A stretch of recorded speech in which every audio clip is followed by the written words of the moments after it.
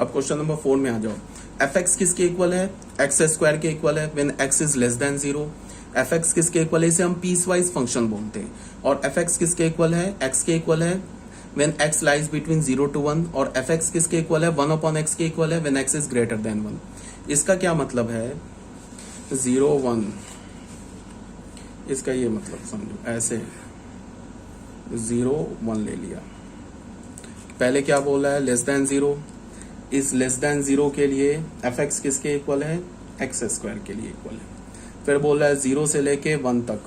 1 पर क्या हमारा ओपन है? 1 पर ओपन है, 1 पर भी ओपन है। चलो, तो यहाँ पे एफ एक्स किसके इक्वल है? एक्स के इक्वल है, ठीक है। और 1 और 1 से ग्रेटर के लिए एफ एक्स किसके इक्वल है? 1/x के इक्वल है, ये बोल रहा है। मतलब क्या है इसका? मतलब क्या है कि अगर तुमने डोमेन का, अच्छा अगर इस फंक्शन का मैं डोमेन बोलूं, डोमेन क्या है? तो डोमेन इस फंक्शन का है ऑल रियल नंबर -1। 1 नहीं है डोमेन में, देख लो 1 नहीं है डोमेन में। यहाँ पे भी ओपन है, यहाँ पे भी ओपन है। तो इस फंक्शन का डोमेन क्या है? All real number -1। अब इसको हम डिफाइन कैसे फंक्शन समझेंगे? अब यहाँ पे क्या बोला जा रहा है कि अगर तुमने डोमेन का वैल्यू लेस देन 0 लिया तो लेस देन 0 के लिए तुम इमेज कहां से कैलकुलेट करोगे? इस रूल से इमेज कैलकुलेट करोगे। अगर तुमने एफ एक्स का वैल्यू, सॉरी एक्स का वैल्यू 0 से लेके 1 तक लिया, इंक्लूडिंग 0 एक्सक्लूडिंग 1, तो फिर तुम इन नंबर्स का रेंज कहां से कैलकुलेट करोगे? इमेज कहां से कैलकुलेट करोगे? वो यहां से कैलकुलेट करोगे। और अगर तुमने एफ एक्स का, एक्स का वैल्यू अगर तुमने ग्रेटर देन 1 लिया तो उसका तुम इमेज कहां से कैलकुलेट करोगे? इस रूल से कैलकुलेट करोगे, ये बोल रहा है। मतलब क्या है कि मान लो कि तुम्हें फाइंड आउट करना है एफ ऑफ -1, तो -1 क्या है? लेस देन 0 है। तो -1 का इमेज किस रूल से फाइंड आउट करोगे? इस रूल से। अगर तुम्हें एफ ऑफ 1/2 फाइंड आउट करना है तो 1/2 क्या है? 0 से 1 के बीच में, तो एफ ऑफ 1/2 इस रूल से फाइंड आउट करोगे। अगर तुम्हें एफ ऑफ 4 फाइंड आउट करना है तो एफ ऑफ 4 क्या है? ग्रेटर देन 1, तो इस रूल से फाइंड आउट करोगे, ये कह रहा है इसमें, ठीक है। तो क्या बोला? एफ ऑफ 1/2 निकालो। तो एफ ऑफ 1/2 क्या होगा? 1/2 इसके बीच में लाई कर रहा है ना, 0 से 1 के बीच में, तो एफ ऑफ 1/2 क्या होगा? 1/2, बिकॉज बोल रहा है ना f x is equal to x है when x lies between 0 and 1। तो एफ ऑफ 1/2 क्या होगा? 1/2। एफ ऑफ -2 क्या होगा? सबसे पहले देखो ये -2 है कहाँ? लेस देन 0 में है। तो -2 के लिए हमारा रूल क्या गिवन है? F x is equal to X square. तो एफ ऑफ -2 क्या होगा? 4 होगा। अब क्या बोला? एफ ऑफ 1, तो F of 1 is not defined, because F of 1 क्यों नहीं डिफाइंड है? Because 1 is not in the domain of the function. 1 जो है फंक्शन के डोमेन में नहीं है। अब क्या बोल रहा है कि एफ ऑफ √3 निकालो। तो एफ ऑफ √3 का अप्रॉक्स वैल्यू क्या होता है? 1.732। 1.732 क्या 1 से ग्रेटर है? तो उसके लिए क्या होगा? ये वाला रूल डिफाइंड होगा। ग्रेटर देन 1 के लिए तो ये defined F x is equal to 1/x। तो एफ ऑफ √3 क्या होगा? 1/√3। अब क्या बोला? एफ ऑफ -√3 निकालो। अब -3 का रूट निकालो। तो -3 का तो रूट, तो ये तो इमेजिनरी होता है, ये तो रियल नंबर होता ही नहीं है। तो F of -√3 is again not defined, ठीक है। अब ये क्वेश्चन नंबर 5 में क्या बोल रहा है? If for non zero X, अगर हमारे किसी नॉन जीरो एक्स के लिए a F x plus B F of 1/x is equal to this where a is not equal to b, then find F X. चलो इस question को मैं कर देता हूं, इस क्वेश्चन को भी चलो मैं कर देता हूं। एफ एक्स किसके इक्वल है? If for non zero X A F x plus B F of 1/x किसके इक्वल है? 1/x -5, 1/x -5 where a is not equals to b।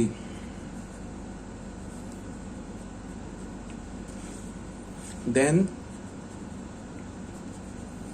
find fx। तो बोल रहा है fx निकालो। fx क्या है?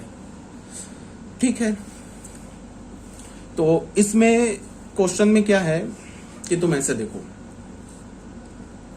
ये तो हमारा क्वेश्चन हो गया, तो भी क्वेश्चन है क्वेश्चन नंबर 5, सॉल्यूशन निकालना है। इसमें क्या करो? Replace x by 1/x। x को किससे रिप्लेस कर दो? 1/x से। क्यों ऐसा बोला वो तुम देख लो। यहां पे क्या है? ये x और यहां 1/x है। x तो कोई भी रियल नंबर हो सकता है, ठीक है ना, x तो कोई भी रियल नंबर हो सकता है। x का वैल्यू 2 ले सकते हैं, 3 ले सकते हैं, बट x का वैल्यू 0 नहीं ले सकते, बिकॉज x हमारा डिनोमिनेटर में। अगर मैं मान लो कि देखो ये एक्चुअल में क्या है, ये फंक्शनल इक्वेशन है। अब तुम बोलोगे कि ये कौन सी चीज आ गई, तो अभी इसको रहने दो। फंक्शनल इक्वेशन हमें अभी 12th क्लास में पढ़ना है, 11th में नहीं पढ़ना है। तो ये फंक्शनल इक्वेशन, एक एफ एक्स फंक्शन है और एक एफ ऑफ 1/x फंक्शन है। ये दोनों फंक्शन एक इक्वेशन से जुड़ा हुआ है, तो इसको हम फंक्शनल इक्वेशन बोलते हैं। तो अभी टाइम बीइंग भूल जाओ, बस याद रखो कि 12th में पढ़ना है हमें फंक्शनल इक्वेशन, और भी बहुत नहीं पढ़ना है, बहुत ही थोड़ा सा पढ़ना है, ठीक है। तो 11th के लिए बस इसको मारो गोली कि क्या है ये, बट तुम ऐसे देखो कि हमें क्या चाहिए, एफ एक्स चाहिए। तो हमने क्या किया, एक्स को रिप्लेस कर दिया 1/x से। तो यहां क्या हो जाएगा, ए टाइम्स एक्स को रिप्लेस किया 1/x से, तो यहां 1/x आ जाएगा प्लस बी। इस x की जगह अगर तुम 1/x डालोगे तो क्या हो जाएगा, बी एफ एक्स आ जाएगा।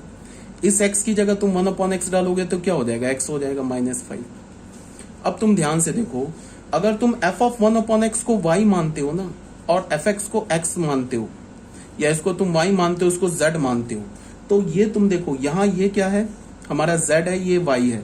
तो तुम ध्यान से देखो कि ये और ये इक्वेशन एक्चुअल ऐसे आ जाएगा ना, az plus B Y is equal to 1/x -5, और 1/x को हमने क्या मान लिया है, f ऑफ 1/x को y माना है, ठीक है। और ये क्या हो जाएगा, ay plus B Z is equal to x -5, ठीक है। इसको तुम कांस्टेंट मान लो जो ब्रैकेट में लिखा है। तो ये एक्चुअल में a और b को भी कांस्टेंट मान लो। तो ये एक्चुअल में क्या हो गया, लीनियर इक्वेशन इन 2 वेरिएबल हो गया ना, लीनियर इक्वेशन इन 2 वेरिएबल। अब लीनियर इक्वेशन इन 2 वेरिएबल तो सॉल्व करना आता है हमें, कैसे सॉल्व करते हैं, तो सिंपल क्या करें कि हमें क्या चाहिए, एफ एक्स चाहिए। तो हमें एफ एक्स चाहिए, तो उसके लिए हमारे पास इक्वेशन क्या है, इक्वेशन क्या हमारे पास, a F x plus B F of 1/x is equal to 1/x -5, और दूसरा इक्वेशन क्या आया है, a f of 1/x plus B F of x is equal to x -5, ऐसे दे रखा है ना। तो हमने क्या किया कि हमें f ऑफ 1/x को एलिमिनेट करना है, इसको एलिमिनेट करना है। तो जानते हो ना आप, linear equation in 2 variable by elimination method. अगर हम किसी भी एक वेरिएबल को एलिमिनेट करते हैं, कैसे करते हैं, कॉफिशिएंट को बराबर कर लेते हैं, और कॉफिशिएंट को बराबर करने के बाद दोनों इक्वेशन को सब्ट्रैक्ट कर देते हैं। जिस वेरिएबल को हमें एलिमिनेट करना होता है ना, उसी वेरिएबल का कॉफिशिएंट बराबर करते हैं। उसके बाद क्या करते हैं, दोनों इक्वेशंस को सब्ट्रैक्ट कर देते हैं, तो वो जिस वेरिएबल का हमने कॉफिशिएंट इक्वल किया वो एलिमिनेट हो जाता है।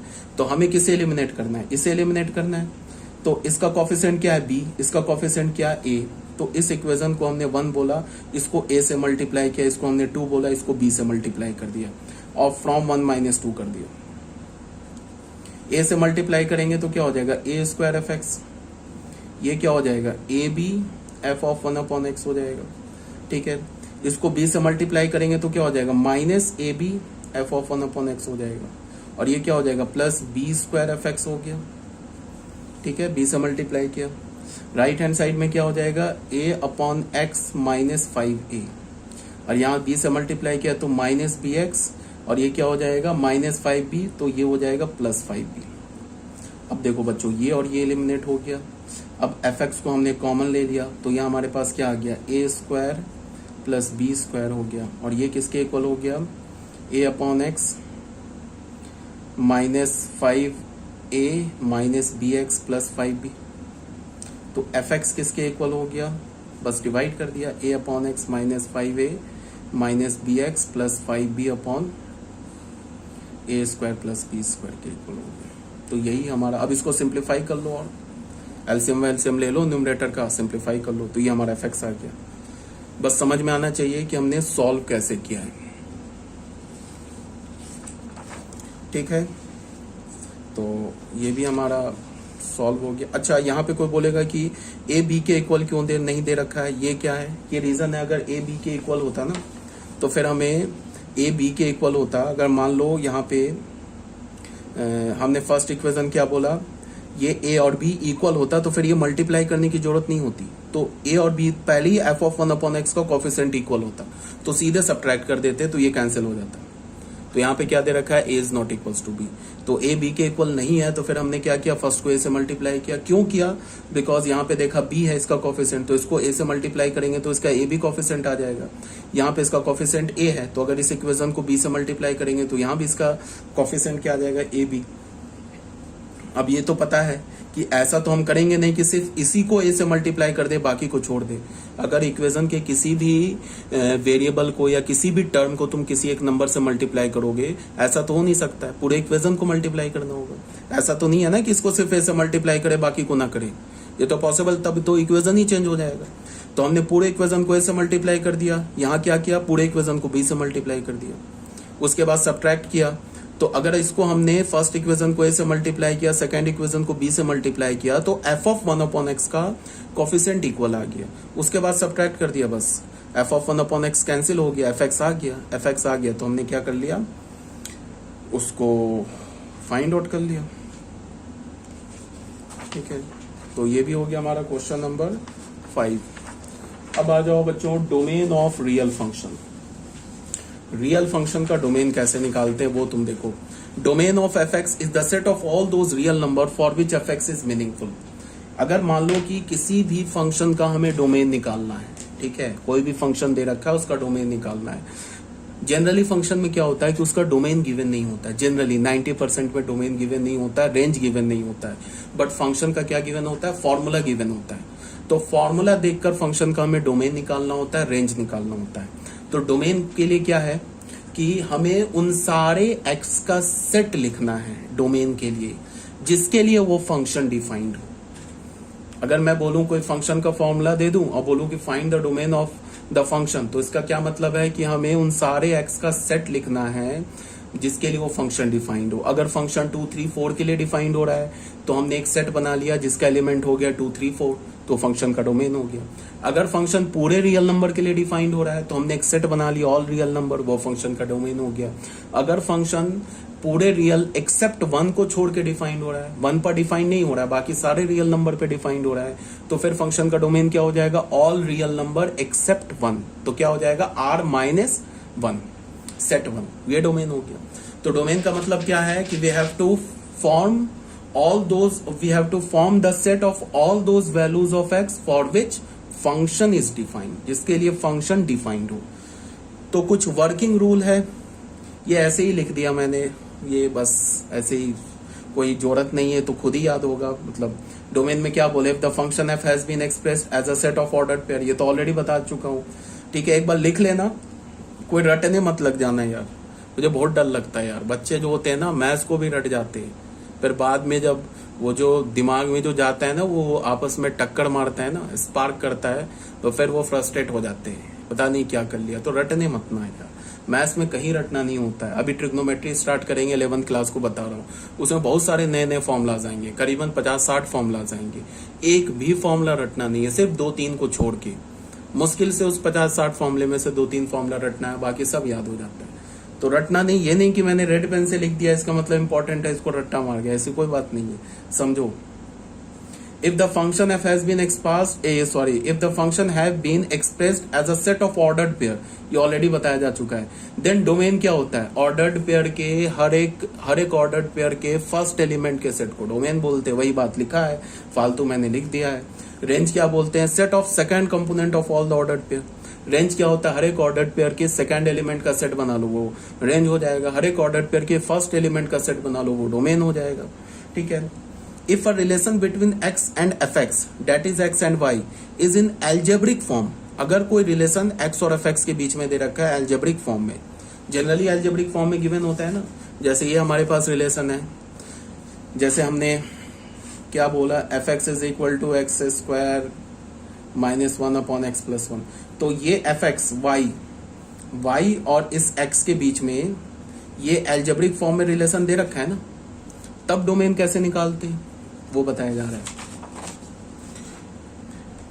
यहां पे क्या बोल रहा है, if the relation between x and fx, that is x and y, is in algebraic form, then domain क्या होता है, set of all those real values of x for which y is real, that is y is defined. अगर हमारे पास formula given हो ना function का, तो हमें उन सारे x का सेट लिखना है जिसके लिए y रियल हो या y डिफाइंड हो। y अगर डिफाइंड होगा तभी तो रियल होगा, और रियल होगा तो डिफाइंड होगा। रेंज क्या है? The set of all the possible values of y के सारे पॉसिबल वैल्यूज को हम क्या बोलेंगे? रेंज बोलेंगे। या मैं क्या बोलूंगा कि set of all possible f image of the function, set of all possible f image of the function is called range. f image का मतलब क्या हो गया? डोमेन के हर एक एलिमेंट का जो इमेज होगा उस इमेज के सेट को हम क्या बोलेंगे? फंक्शन का रेंज बोलेंगे। तो ये सब बात आ रही है समझ में? ठीक है। तो नोट 1 में क्या है हमारा? कुछ नोट है जो तुम लोग जानते हो, ये भी मैंने फालतू लिखा है। Negative number should not occur under square root. Negative number जो होता है वो स्क्वायर रूट में नहीं आना चाहिए। ये तो ऑलरेडी पता है, बेसिक मैथमेटिक्स से ही पढ़ा रहा हूं तुम लोगों को, कि कभी भी स्क्वायर रूट हो गया, फोर्थ रूट हो गया, सिक्स रूट हो गया, इवन रूट में के अंदर निगेटिव रूट नहीं, निगेटिव नंबर नहीं आ सकता है।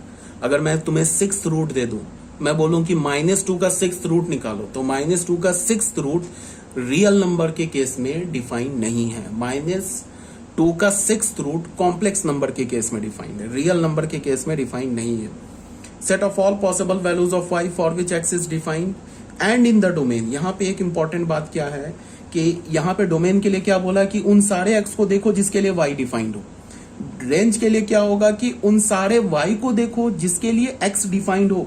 बट इतने से काम नहीं चलेगा, उन सारे y को देखो जिसके लिए x डिफाइंड हो, और वो जो x डिफाइंड हो रहा है ना, वो x फंक्शन के डोमेन में भी होना चाहिए। समझ रहे हो बात को?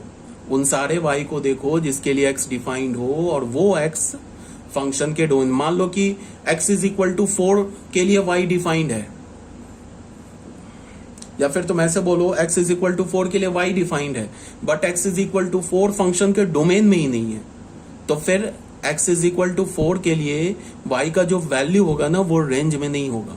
मान लो कि हमने ऐसे बोला कि अगर y का वैल्यू हमने अगर 4 लिया ना, तो x डिफाइंड है।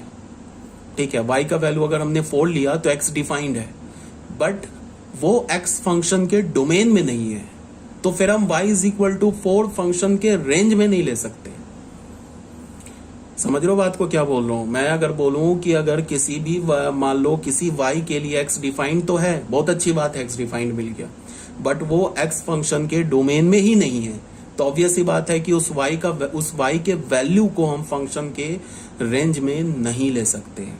तो डोमेन के लिए हमने क्या बोला कि उन सारे x को फाइंड आउट करो जिसके लिए y डिफाइंड हो, y रियल नंबर हो। रेंज के लिए क्या बोला कि उन सारे y को फाइंड आउट करो जिसके लिए x डिफाइंड हो और वो x फंक्शन के डोमेन में भी हो, ये बोला जा रहा है। ठीक है, अब ये क्या बोला? Negative number should not occur under square root sign. Negative number जो होगा वो स्क्वायर रूट में नहीं होगा, मतलब even root that is expression under the square root must be greater than equals to 0। जो expression even root fourth root के अंदर होगा वो या तो पॉजिटिव होगा या तो 0 होगा। सेकंड में क्या बोला? Denominator should never be 0। Denominator कभी भी 0 नहीं हो सकता।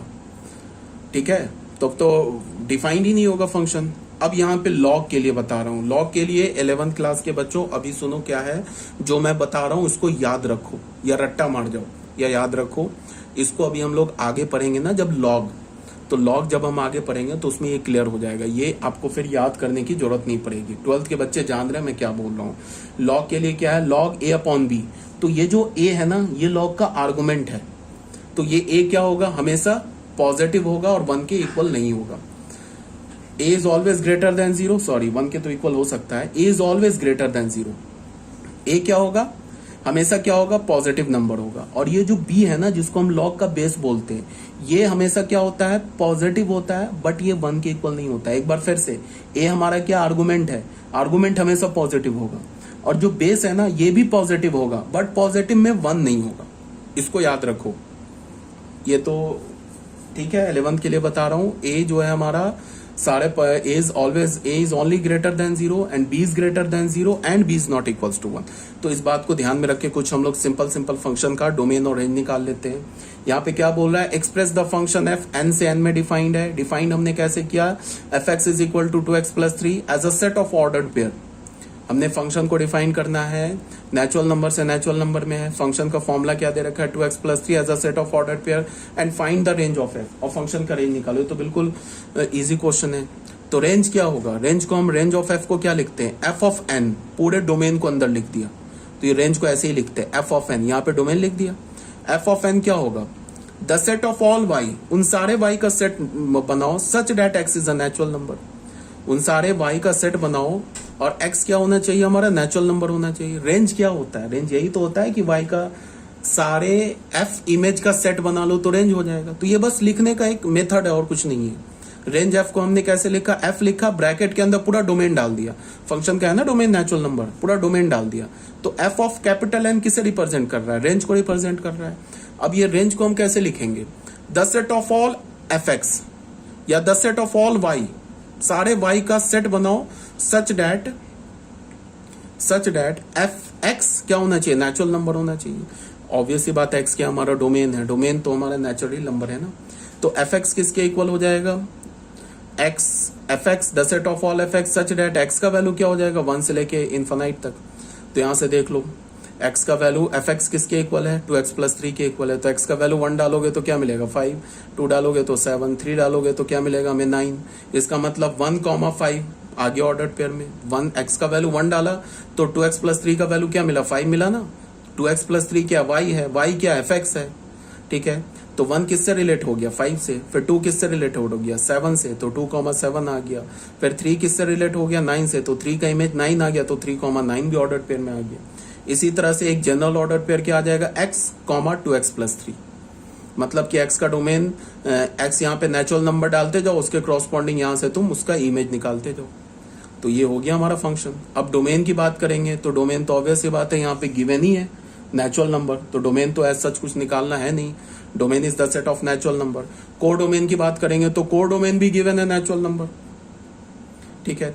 अब अगर रेंज की बात करेंगे तो रेंज क्या आ रहा है, 5 आ रहा है, 7 आ रहा है, 9 आ रहा है, 11 आ रहा है। 11 के बाद क्या आ जाएगा, 2 नंबर छोड़ के आ रहा है। स्टार्ट कहाँ से हो रहा है 5 से, 5 + 2 7 हो गया, 7 + 2 9 हो गया, 9 + 2 11 हो गया, 11 + 2 13 हो गया।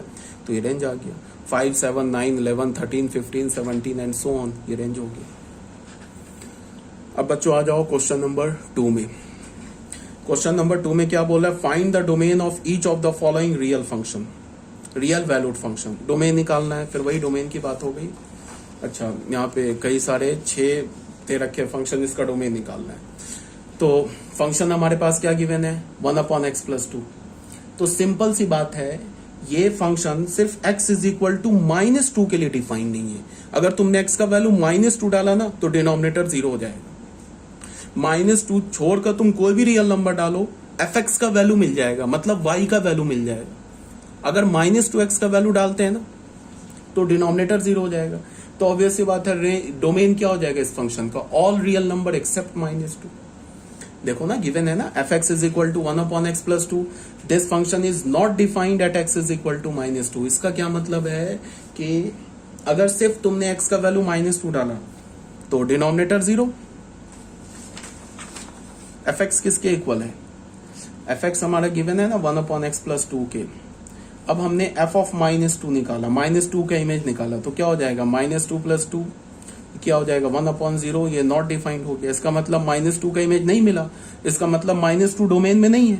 अब तुम -2 को छोड़ के बाकी कोई भी रियल नंबर डालो x की जगह, fx का कोई ना कोई तो वैल्यू आ ही जाएगा ना। इसका मतलब इस फंक्शन का अगर डोमेन फंक्शन का निकाले तो क्या होगा, ऑल रियल नंबर से सिर्फ -2 को हटा दो, ठीक है। यही बात को यहाँ बोला जा रहा है, clearly fx assume real values for all real values of x, clearly fx assume real value for all real values of x except for the value of x satisfying x+2 = थोड़ा ज्यादा लंबा लिख दिया है। ये क्या बोल रहा है कि fx जो है अज्यूम कर रहा है सारे real values except for the value of x, उस x को छोड़ के जहां पे x+2 0 हो रहा है, दैट इज x = -2 हो रहा है। तो hence for fx = y to be defined, fx को y को डिफाइंड होने के लिए डिनोमिनेटर को 0 नहीं होना होगा, इसका मतलब x+2 को 0 नहीं होना होगा, इसका मतलब x को -2 नहीं होना होगा। तो डोमेन क्या हो जाएगा, ऑल रियल नंबर एक्सेप्ट -2, ठीक है। अब ये देख के फंक्शन क्या गिवन है, x minus one upon x minus three. अब समझ गए होगे, न्यूमरेटर जीरो हो सकता है, न्यूमरेटर अगर जीरो हो गया तो कोई प्रॉब्लम नहीं है, बट डिनोमिनेटर जीरो नहीं हो सकता है। तो इसको देख के तुम बता दोगे all real number except three, three को छोड़ के बाकी कोई भी रियल नंबर ले लो, एफ डिफाइंड है, ठीक है। अब ये भी वही बात हो गई। यहाँ पे क्या होगा, थर्ड में क्या हमारे पास, थर्ड में फंक्शन क्या है, थर्ड में हमारे पास फंक्शन क्या गिवन है, F x is equal to 2x minus three upon X square minus three X plus two, यही गिवन है ना। तो यहाँ पे पहले हमने क्या किया कि जो डिनोमिनेटर है उसको जीरो किया और देखा कि किस x के लिए डिनोमिनेटर जीरो हो रहा है। मान लो यहाँ से हमें अल्फा बीटा मिल गया, अल्फा बीटा के लिए डिनोमिनेटर जीरो हो रहा है, तो हमें क्या करना है, पूरे रियल नंबर से अल्फा बीटा को हटा देना है, तो फंक्शन का डोमेन आ गया। तो इसके लिए हम लोग क्या करेंगे, x square minus 2x minus x plus to बराबर जीरो। तो यहां से हमें क्या मिल गया, x minus two x minus one, तो x का वैल्यू क्या हो गया 1,2। तो ऑल रियल नंबर से 1,2 हटा दिया, फंक्शन का डोमेन आ गया, यही हो गया डोमेन ऑफ द फंक्शन। समझ रहे हो बात को। पहले हमने क्या किया, डिनोमिनेटर को जीरो किया, देखा कि डिनोमिनेटर किस x के लिए जीरो हो रहा है, तो डिनोमिनेटर हमें क्या मिला 1 और 2 के लिए जीरो हो रहा है, तो पूरे रियल नंबर से 1 2 को हटा दिया, तो फंक्शन का डोमेन आ गया। यही किया हमने। ये जीरो नहीं होना चाहिए, नहीं होना चाहिए, तो x का वैल्यू 1 2 नहीं होना चाहिए, तो ऑल रियल नंबर माइनस 1 2 हटा दिया। वही कहानी यहाँ पे भी है, न्यूमरेटर को तो देखो ही नहीं, न्यूमरेटर जीरो हो सकता है। डिनोमिनेटर को हमने जीरो करने की कोशिश की, तो हमें क्या दिख रहा है कि जो इसका डिनोमिनेटर है ना, इसका जो डिस्क्रिमिनेंट है वो लेस देन जीरो है। अब ध्यान से देखो, ये जो हमारा डिनोमिनेटर है ना, इसका डिस्क्रिमिनेंट लेस देन जीरो है और कोफिशिएंट ऑफ एक्स स्क्वायर 7 है विच इज पॉजिटिव। तो मैंने क्या बोला था, मैंने ये बोला था कि अगर किसी भी क्वाड्रेटिक इक्वेशन का या क्वाड्रेटिक एक्सप्रेशन का डी लेस देन जीरो हो और कोफिशिएंट ऑफ एक्स स्क्वायर अगर पॉजिटिव हो, तो वो क्वाड्रेटिक एक्सप्रेशन पूरे रियल नंबर के लिए पॉजिटिव वैल्यू देगा, कभी भी जीरो भी नहीं होगा। अगर किसी क्वाड्रेटिक एक्सप्रेशन का डिस्क्रिमिनेंट लेस देन जीरो हो, coefficient of x square negative हो, तो वो क्वाड्रेटिक एक्सप्रेशन पूरे रियल नंबर के लिए क्या देगा, नेगेटिव वैल्यू देगा, जीरो नहीं होगा। ये बताया जा चुका है तुम लोग को बेसिक मैथमेटिक्स के लिए, 11th क्लास को बोल रहा हूँ, 12th क्लास का तो अभी फंक्शन चल ही नहीं रहा है। एफ एक्स हमारे पास क्या है, a x square plus b x plus c है हमारे पास। अगर डी लेस देन जीरो हो and a greater than zero, तो ये क्या इंप्लाई करता है, एफ एक्स सिर्फ पॉजिटिव होगा for all x belongs to R. कोई भी एक्स यहाँ पे डालो, एफ एक्स का वैल्यू पॉजिटिव होगा। एग्जाम्पल ले लेते हैं, x square plus x plus one ले लिया हमने, इसका डी निकालेंगे तो क्या होगा 1 minus 4 minus 3 less than zero, और कोफिशिएंट ऑफ एक्स स्क्वायर क्या 1।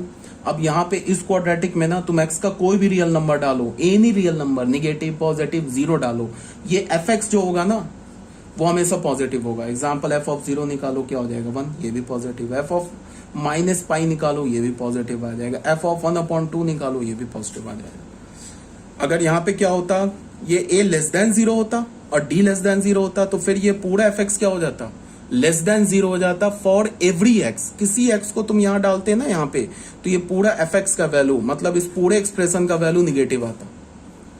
ठीक है, ये ऑलरेडी बताया जा चुका है। तो इस केस में क्या हो रहा है कि डी लेस देन जीरो है, coefficient of x square positive है। इसका क्या मतलब है कि डिनोमिनेटर जो होगा सारे एक्स के लिए पॉजिटिव वैल्यू देगा, सारे एक्स के लिए पॉजिटिव वैल्यू देगा, इक्वल तो होगा नहीं जीरो।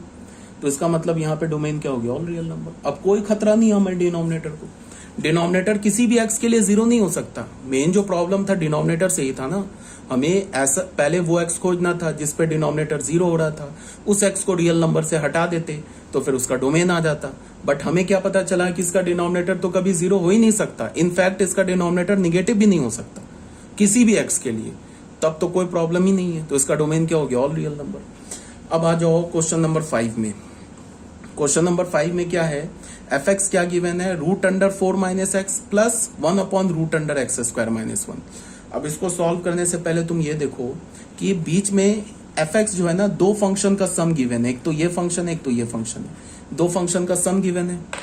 एफ एक्स जो है वो दो फंक्शन का सम गिवन है, तो हमें वो एक्स निकालना है। मान लो सपोज दैट किसी एक्स के लिए ये वाली चीज तो डिफाइंड हो जाए बट ये वाली चीज डिफाइंड ना हो, तो on the whole F X define नहीं हो। अगर मान लो x is equal to alpha के लिए रूट अंडर 4 माइनस एक्स तो डिफाइंड हो, but 1 upon root under X square minus 1 defined नहीं हो, तो x is equal to alpha तो फंक्शन का डोमेन हो नहीं सकता, because defined plus not defined is not defined, not defined plus not defined is again not defined, defined plus defined ही तो डिफाइंड होगा। तो मैं क्या बोल रहा हूं कि अगर x is equal to alpha के लिए ये तो डिफाइंड हो बट ये डिफाइंड ना हो, तो x is equal to alpha हमारा डोमेन का एलिमेंट नहीं हो सकता। हाँ, अगर x is equal to beta के लिए ये भी डिफाइंड हो ये भी डिफाइंड हो, फिर x is equal to beta domain का एलिमेंट हो जाएगा। इसका मतलब क्या है, हमें वो x खोजना है जिस x के लिए रूट अंडर 4 माइनस एक्स भी डिफाइंड हो and 1 upon root under X square minus 1 भी डिफाइंड हो। तो बीच में है एंड, मतलब कि यहां से डोमेन निकालो यहां से डोमेन निकालो, दोनों का इंटरसेक्शन लो, तो वो जो x आएगा वो इस फंक्शन का फाइनल डोमेन होगा। ठीक है, रूट अंडर 4 माइनस एक्स को भी डिफाइंड होना होगा and 1 upon root under X square minus 1 को भी डिफाइंड होना होगा। तो बीच में एंड है, तो एंड का मतलब इंटरसेक्शन। तो बहुत सिंपल सा है, for F X to be defined. अब एफ एक्स को डिफाइंड होने के लिए इसको भी डिफाइंड होना होगा, इसको भी डिफाइंड होना होगा। अब पहला वाला हमारा फंक्शन कैसे डिफाइंड होगा ये बताओ, ये कैसे डिफाइंड होगा, जब 4 minus X greater than equals to 0 हो जाए, बिकॉज ये स्क्वायर रूट में है ना। और ये कब डिफाइंड होगा, ये भी तो स्क्वायर रूट में, एक्स स्क्वायर माइनस 1, क्या कर रहा हूं मैं यार, गलती कर रहा हूं ये बच्चों, इसको हटा लेना यार, ये अपने पीडीएफ में करेक्ट कर लेना। अब दूसरा वाला जो फंक्शन के डिनोमिनेटर में है ना स्क्वायर रूट, तो एक्स स्क्वायर माइनस 1 सिर्फ पॉजिटिव हो सकता है, जीरो नहीं हो सकता है।